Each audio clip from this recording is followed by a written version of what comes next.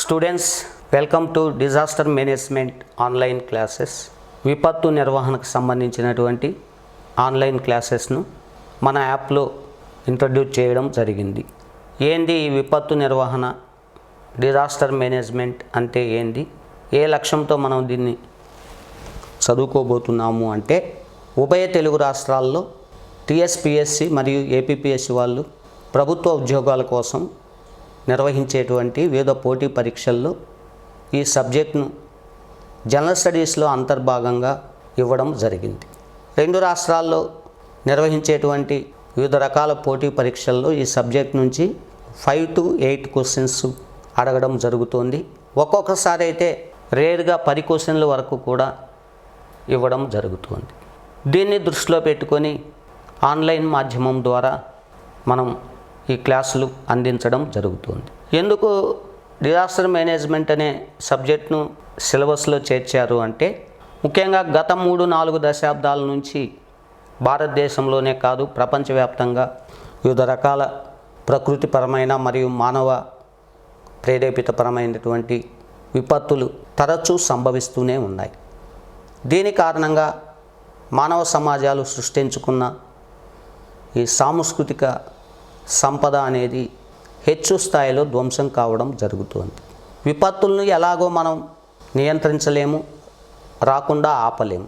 కానీ విపత్తుల కారణంగా దేశ ఆర్థిక వ్యవస్థకు జరిగేటువంటి నష్ట తీవ్రతను కనిష్ట స్థాయికి తగ్గించడానికి మరియు ప్రజల ప్రాణాలను పరిరక్షించడానికి ప్రభుత్వాలు వివిధ రకాల కార్యక్రమాలు, ప్రణాళికలను రూపొందించి అమలుపరచడం జరుగుతుంది. అయితే ప్రభుత్వాలు రూపొందించేటువంటి ఈ విపత్తు నిర్వహణ కార్యక్రమాలు, ప్రణాళికలు మరియు వివిధ రకాల విధానాల తీర్మానాలను విపత్తు ప్రభావిత ప్రాంతాల్లో అమలుపరిచే బాధ్యత ముఖ్యంగా కార్యనిర్వాహక వర్గం, ఎగ్జిక్యూటివ్ వింగ్ అంటే కాబోయే మీలాంటి ప్రభుత్వ అధికారుల ఆధీనంలో ఉంటుంది. కాబట్టి మీరు ఈ విపత్తులను గురించి, విపత్తు నిర్వహణ కొరకు ప్రభుత్వాలు రూపొందించి ప్రవేశపెట్టేటువంటి ఈ కార్యక్రమాలు, పథకాలను గురించి కనీస అవగాహన కలిగి ఉండాలనే ఉద్దేశంతో ఈ విపత్తు నిర్వహణ అనే సబ్జెక్ట్ను సిలబస్లో చేర్చడం జరిగింది.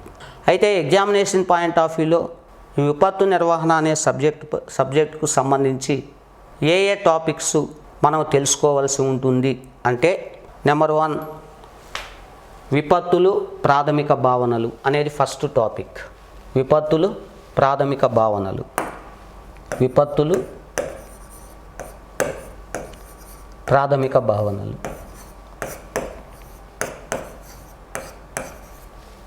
భావనలు అంటే ఈ టాపిక్లో మనం అసలు విపత్తులు అంటే ఏంటివి, విపత్తుల యొక్క చారిత్రక నేపథ్యం, విపత్తుల్లో రకాలు మరియు విపత్తులను గురించి అవగాహన చేసుకోవాలంటే దాని గురించినటువంటి కొన్ని బేసిక్ కాన్సెప్ట్స్, వాటి అర్థం ఏంది, మరియు విపత్తు నిర్వహణకు సంబంధించి వివిధ అంతర్జాతీయ పరిశోధనా సంస్థలు ఎక్కడెక్కడ ఏవేవి ఏర్పాటు చేయబడి ఉన్నాయి అనే విషయాలను గురించి ప్రాథమిక సమాచారాన్ని మనం ఇందులో తెలుసుకుంటాం. సో అందులో భాగంగా ఈ టాపిక్లో ఉన్నటువంటి బేసిక్ కంటెంట్ను మనం పరిశీలిస్తే, ప్రపంచవ్యాప్తంగా విపత్తుల నేపథ్యము. విపత్తుల నేపథ్యము.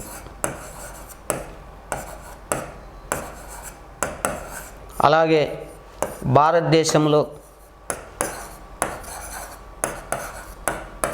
విపత్తుల నేపథ్యము.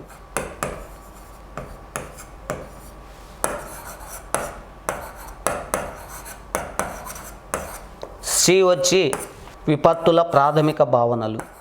విపత్తులు ప్రాథమిక భావనలు. ఇందులో 1 వైపరీత్యము అంటే ఏంది. వైపరీత్యాన్ని ఇంగ్లీష్లో హజార్డ్ అని పిలుస్తాం. హజార్డ్ అని పిలుస్తారు. అలాగే రెండవది దుర్బలత్వము అంటే ఏంది. దుర్బలత్వం తెలుగులో దీన్నే వల్నరబిలిటీ అని పిలుస్తాం. వల్నరబిలిటీ అంటే ఏంది. అలాగే మూడవది సామర్థ్యము. సామర్థ్యము కెపాసిటీ అంటే ఏంటి? కెపాసిటీ అంటే ఏంటి? అలాగే నెక్స్ట్ వన్ వచ్చి డి, ముప్పు లేదా దీన్నే అపాయము లేదా దీన్నే విపత్కర స్థితి. విపత్కర స్థితి అంటే ఏంది? ఇంగ్లీష్లో దీన్నే డిజాస్టర్ రిస్క్ అని పిలుస్తాం. డిజాస్టర్ రిస్క్ అని పిలుస్తారు. డిజాస్టర్ రిస్క్ అని పిలుస్తాం. అలాగే నెక్స్ట్ ఈ వచ్చి ఉపశమనము అంటే ఏంటి? ఉపశమనము ఇంగ్లీష్లో దీన్నే మిటిగేషన్ అని పిలుస్తాం. మిటిగేషన్ అని పిలుస్తాం. మిటిగేషన్ అని పిలుస్తారు. అలాగే నెక్స్ట్ ఎఫ్, సంసిద్ధత, ప్రిపేర్డ్నెస్ అంటే ఏంది? సంసిద్ధత, ప్రిపేర్డ్నెస్. ప్రిపేర్డ్నెస్ అంటే ఏంటి? సో ఇలాంటి విపత్తులకు సంబంధించిన ప్రాథమిక భావనల గురించి స్పష్టంగా మనం అవగాహన చేసుకోవాలి. వీటి మీద మనకు అవగాహన ఉన్నప్పుడే విపత్తుల నిర్వహణ కొరకు రూపొందించే ప్రణాళికలను, కార్యక్రమాలను మనం సరైన రీతిలో రూపొందించి వాటిని అమలు చేసుకునే అవకాశం ఉంటుంది, అర్థం చేసుకునే అవకాశం ఉంటుంది. అంటే ఎలాంటి ప్రణాళికలు, కార్యక్రమాలను రూపొందించి అమలు చేయాలి, తద్వారా విపత్తుల వల్ల జరిగే నష్టాన్ని కనిష్ట స్థాయికి ఎలా తగ్గించగలం అనే దానిపై పూర్తి అవగాహన అనేది మనకు కలుగుతుంది. తర్వాత ఇందులో లాస్ట్ కంటెంట్గా ఏం తెలుసుకుంటాము అంటే అంతర్జాతీయ విపత్తు నిర్వహణ సంస్థలు. అంతర్జాతీయ విపత్తు నిర్వహణ సంస్థలు. International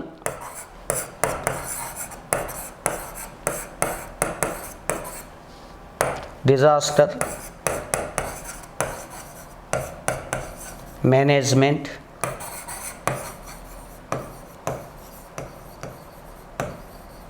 institutions.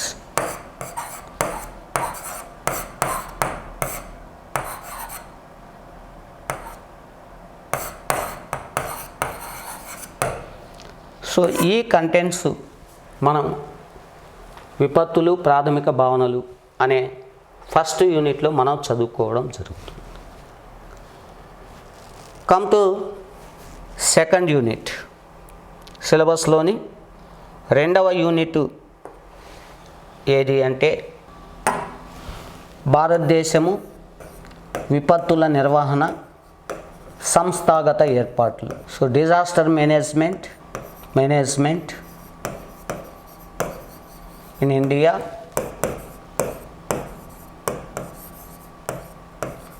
Institutional setup.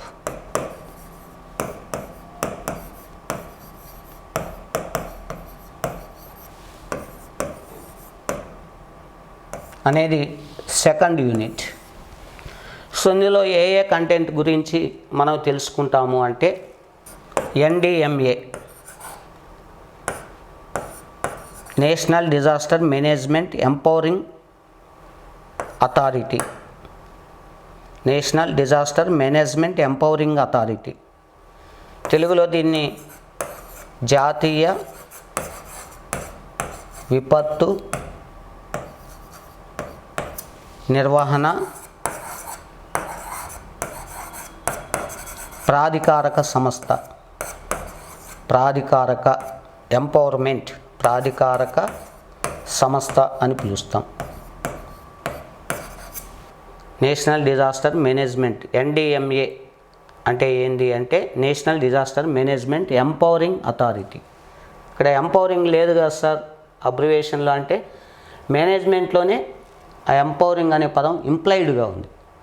తెలుగులో దీన్ని జాతీయ విపత్తు నిర్వహణ ప్రాధికారక సంస్థ అని పిలుస్తాం. అలాగే దిస్ ఈజ్ సెకండ్ యూనిట్. ఇందులో బి ఎస్డిఎంఏ. ఎస్డిఎంఏ అంటే state disaster management empowering authority అని అర్థం. రాష్ట్ర విపత్తు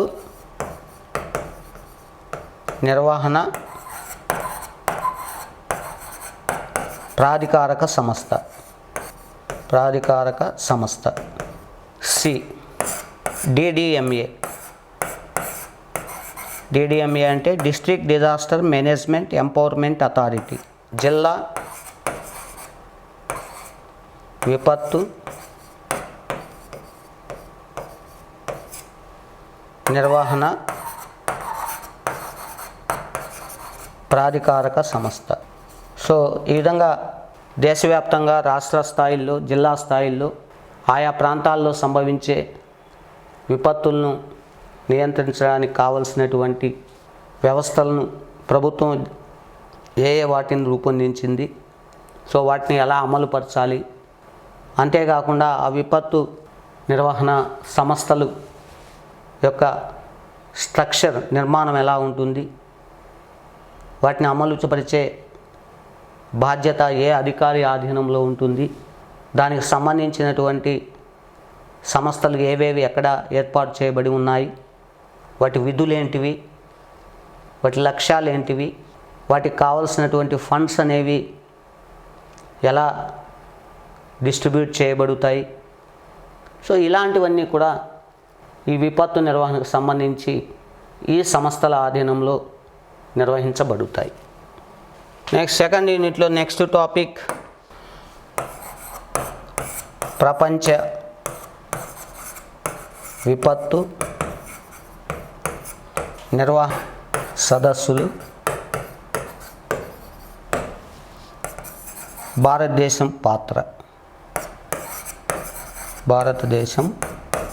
పాత్ర ఏంది అనేది. Role of India in international disaster management conventions. So ఈ కంటెంట్ను మనం ఈ సెకండ్ యూనిట్లో మనం తెలుసుకుంటాం. కమ్ టు థర్డ్ యూనిట్, భారతదేశము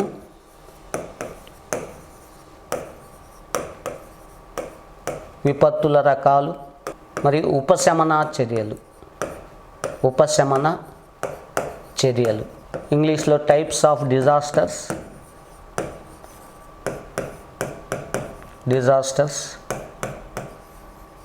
అండ్ దేర్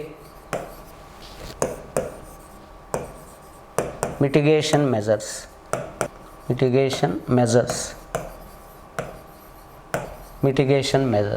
సో దేశంలో ఏ ప్రాంతాల్లో ఏ రకమైన విపత్తులు సంభవిస్తున్నాయి, వాటి వల్ల జరిగే నష్టాన్ని తగ్గించడానికి ఎలాంటి ఉపశమన చర్యలు తీసుకోవాలి, types of disasters and their mitigation measures అనే దానికి సంబంధించిన కంటెంట్ను మనం ఈ థర్డ్ యూనిట్లో మనం తెలుసుకుంటాం. This is third unit. కాబట్టి ఈ టాపిక్లో ఏ కంటెంట్ మనం తెలుసుకోవాలి అంటే, మీకు సిలబస్లో విపత్తుల్లో ఏమేమి ఇచ్చాడు అంటే, దానికన్నా ముందు విపత్తులను బేసిక్గా మనం రెండు రకాలుగా విభజించవచ్చు. అవి ఒకటి ప్రకృతిపరమైన విపత్తులు,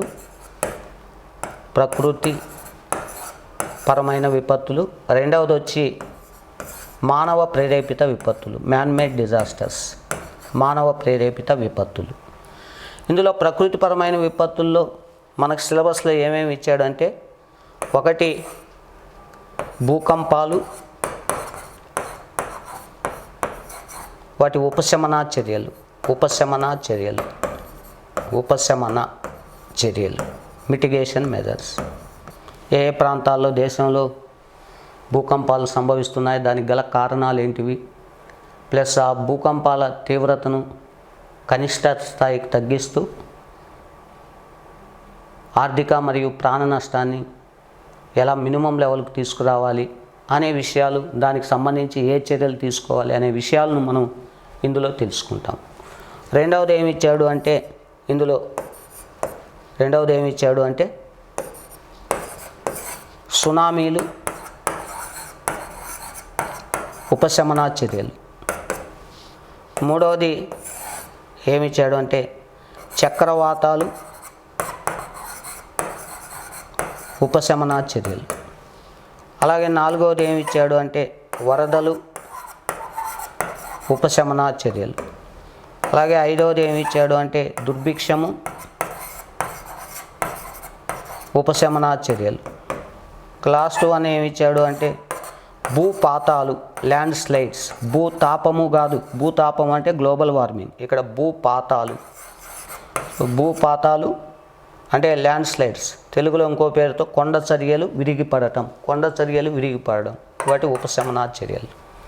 సో ఇవి ప్రకృతిపరమైన విపత్తుల కింద ఇవ్వడం జరిగింది. ఇంకా విపత్తుల్లో రెండవది మానవ ప్రేరేపిత విపత్తులు. మానవ ప్రేరేపిత విపత్తులు ఇన్ని అని మనం స్పెసిఫిక్గా మెన్షన్ చేయలేం. మానవ నిర్లక్ష్యము, మానవుని యొక్క అశ్రద్ధ, మానవుని యొక్క స్వార్థపూరిత చర్యల వల్ల సంభవించేటువంటి ఏ సంఘటననైనా మానవ ప్రేరేపిత విపత్తుగానే పరిగణించడం జరుగుతుంది.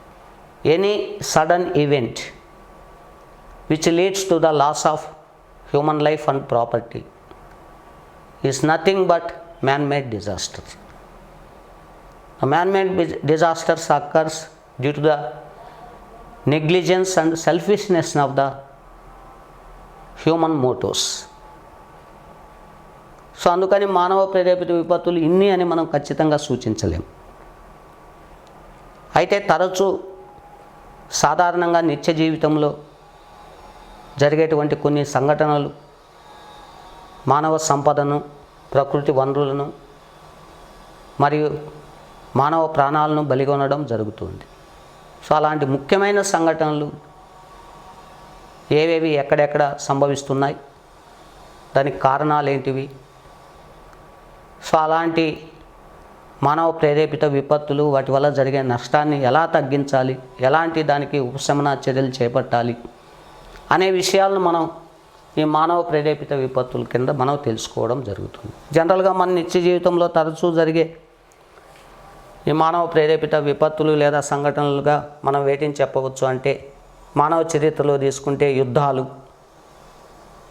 సో యుద్ధాలు రెండు దేశాల మధ్య కానీ లేదా రెండు కంటే ఎక్కువ దేశాల మధ్య చోటు చేసుకునేప్పుడు హెచ్చు స్థాయిలో ప్రాణ నష్టం జరగడమే కాకుండా ధన నష్టాలు, ఆస్తి నష్టాలు కూడా ఎక్కువగా జరుగుతూ ఉంటాయి. అదేవిధంగా ఉగ్రవాద చర్యలు, ఏదో ఒక మూల టెర్రరిస్ట్ యాక్టివిటీస్ చోటు చేసుకుంటే దానివల్ల ప్రాణ నష్టాలు, ఆస్తి నష్టాలు, ఆ సమాజం అనేది మానసికంగా అస్తవ్యస్తం కావడం, సో ఇలాంటి దుష్ప్రభావాలు కలుగుతూ ఉంటాయి. సో అలాంటి టెర్రరిస్ట్ యాక్టివిటీస్ ఎప్పుడు ఎక్కడ జరిగాయి ఏంది అనే విషయాలు ఇక్కడ మనం తెలుసుకుంటాం. అలాగే మానవ నిర్లక్ష్యం వల్ల, స్వార్థపూరిత చర్యల వల్ల దేశంలో అనేక చోట్ల గతంలో మనం చూస్తూనే ఉన్నాం. 1984లో జరిగిన భోపాల్ దుర్ఘటన అంటే పారిశ్రామిక దుర్ఘటన కిందికి వస్తుంది. అలాగే ఇప్పుడు మనం ఎదుర్కొంటున్నటువంటి కోవిడ్ సమస్య కానీ, అలాగే వీటితో పాటు రోడ్డు ప్రమాదాలు, రైల్వే ప్రమాదాలు, విమాన ప్రమాదాలు, ప్లస్ స్టాంపేడ్స్ అంటే తొక్కిసలాట్లు లాంటి అనేక ఘటనలు మానవుని యొక్క అశ్రద్ధ, నిర్లక్ష్యము మరియు స్వార్థపూరిత చర్యల వల్ల తరచూ చోటు చేసుకుంటూ ధనప్రాణ నష్టాలకు దారితీస్తున్నాయి. సో మానవుని యొక్క అశ్రద్ధ, నిర్లక్ష్యము, స్వార్థపూరిత వల్ల జరిగే ఏ సంఘటన అయినా మానవ సమాజాల్లో ధనప్రాణ నష్టాలను సృష్టించినట్లయితే ఆ సంఘటన ఒక మానవ ప్రేరేపిత విపత్తుగా పరిగణించబడుతుంది. సో ఇలాంటివి మన నిత్య జీవితంలో ఇలాంటి మానవ ప్రేరేపిత దుర్ఘటనలు లేదా విపత్తులు సంభవిస్తూ ఉండడం అనేది మనం నిత్యము పరిశీలిస్తున్నాం. సో అవి ఎక్కడెక్కడ జరిగాయి, ఏంటి, వాటి వివరాలు ఏంటివి, ఇలాంటి సంఘటనలు జరిగినప్పుడు ఎలా వాటిని నివారించాలి, వాటి వల్ల కలిగే నష్టాన్ని నియంత్రించాలి అనే విషయాలు ఇందులో మనం తెలుసుకుంటాం.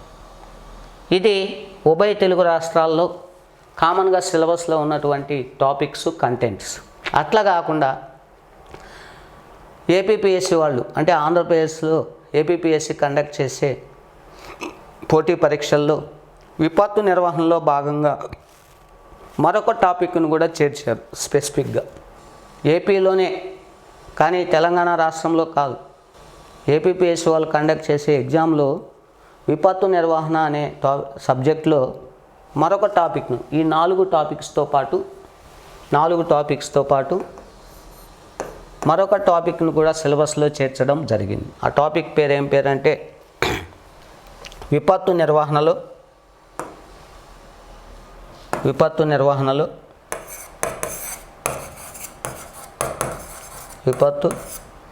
నిర్వహణలో ఐఆర్ఎస్ మరియు జిఐఎస్ పాత్ర అనే టాపిక్ను కూడా మనకు సిలబస్లో ఇవ్వడం జరిగింది. Role of remote sensing, Indian remote sensing and geographical information system in disaster management, విపత్తు నిర్వహణలో ఐఆర్ఎస్ మరియు జిఐఎస్ యొక్క పాత్ర ఏంది అనే టాపిక్ కూడా సిలబస్లో ఏపీపీఎస్సీ కండక్ట్ చేసే ఎగ్జామ్లో ఇవ్వడం జరిగింది. కానీ స్పెసిఫిక్గా ఈ టాపిక్ను టీఎస్పీఎస్సీ కండక్ట్ చేసే ఎగ్జామ్లో తెలంగాణలో ఇవ్వలేదు. సరేనా? ఇది దేని గురించి అంటే విపత్తు నిర్వహణకు సంబంధించిన ఆయా టాపిక్స్, ఆ టాపిక్స్లో మనం చదువుకోవాల్సిన కంటెంట్ గురించి. సో దీని మీద మీకు ఎగ్జామ్లో మీకు క్వశ్చన్స్ అడగడం జరుగుతుంది. రైట్.